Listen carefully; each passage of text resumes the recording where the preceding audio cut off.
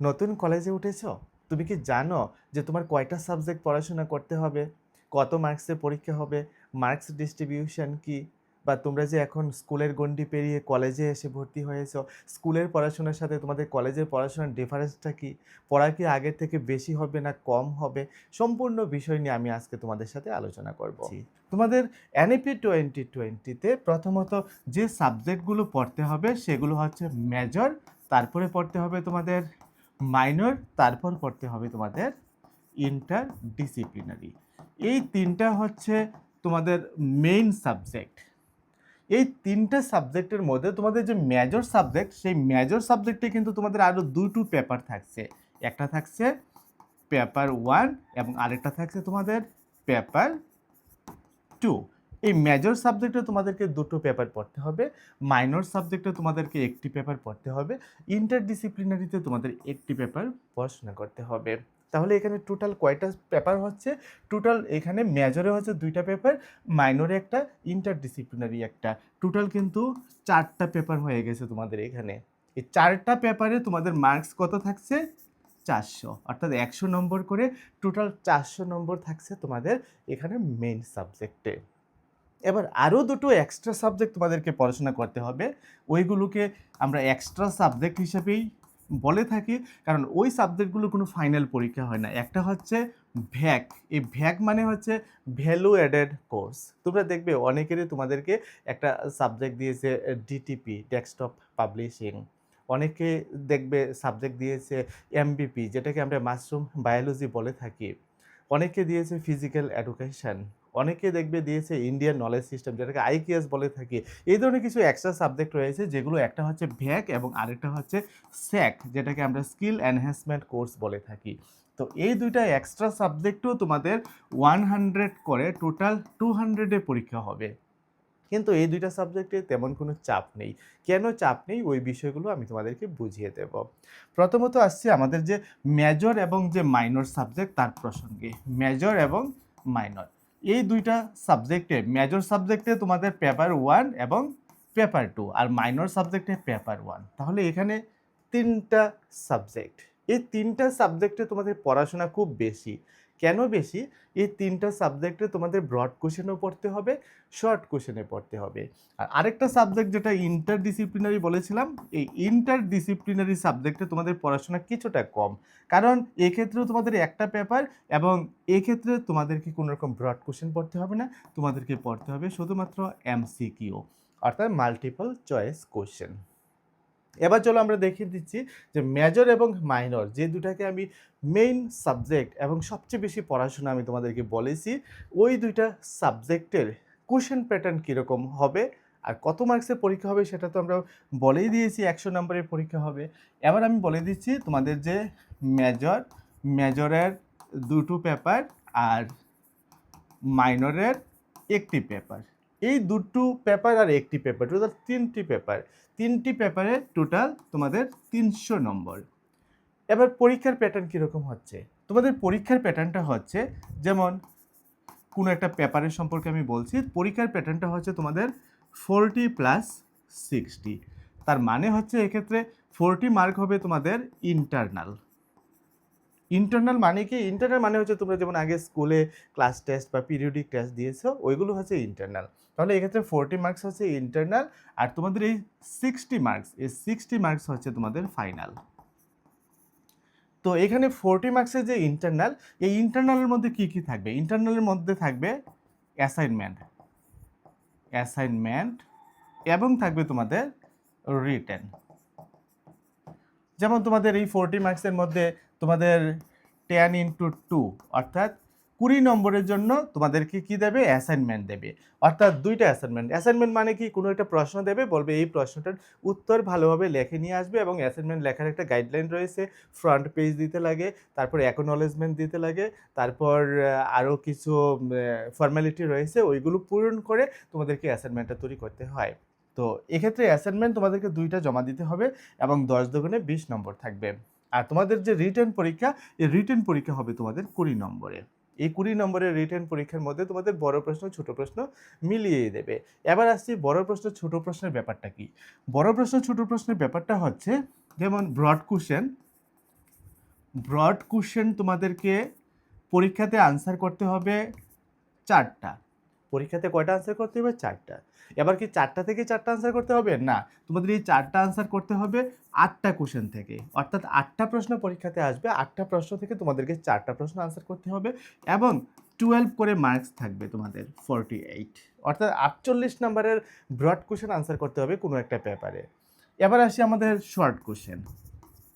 Short question তোমাদেরকে কি করতে হবে? শর্ট কোশ্চেন আনসার করতে হবে 6টা। কটা থেকে? যেমন 8টা থেকে তোমাদেরকে 6টা কোশ্চেন আনসার করতে হবে এবং মার্ক থাকবে 2 করে, তাহলে কত হচ্ছে? 12। তাহলে এক্ষেত্রে 48 এবং 12 টোটাল কত হচ্ছে? 60। এই 60 মার্কের তোমাদের কিন্তু ফাইনাল পরীক্ষাটা হচ্ছে, যেটাকে আমরা সেমিস্টার ফাইনাল পরীক্ষা বলে থাকি।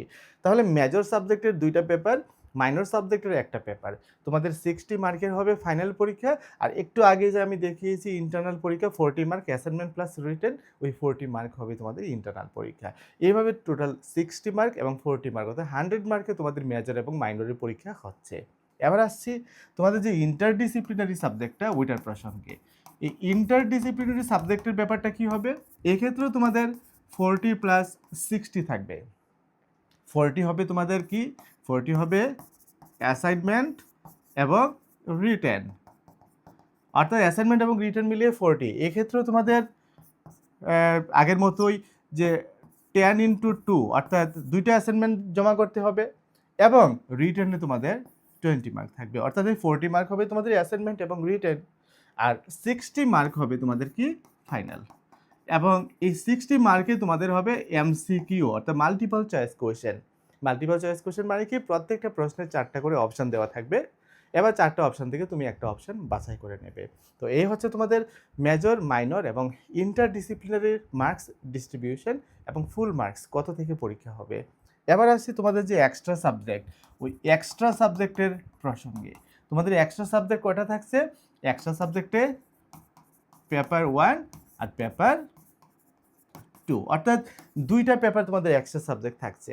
সাপোজ একটা সাবজেক্ট মনে করো IKS, ইন্ডিয়ান নলেজ সিস্টেম তোমাদের থাকছে, এবং আরেকটা সাবজেক্ট মনে করো তোমাদের থাকছে MBP, অর্থাৎ মাশরুম বায়োলজি। তো এই মাশরুম বায়োলজি এবং IKS ধরে নিলাম এই 2টা হচ্ছে তোমাদের এক্সট্রা সাবজেক্ট। এই এক্সট্রা সাবজেক্টের মার্কস ডিস্ট্রিবিউশন কি?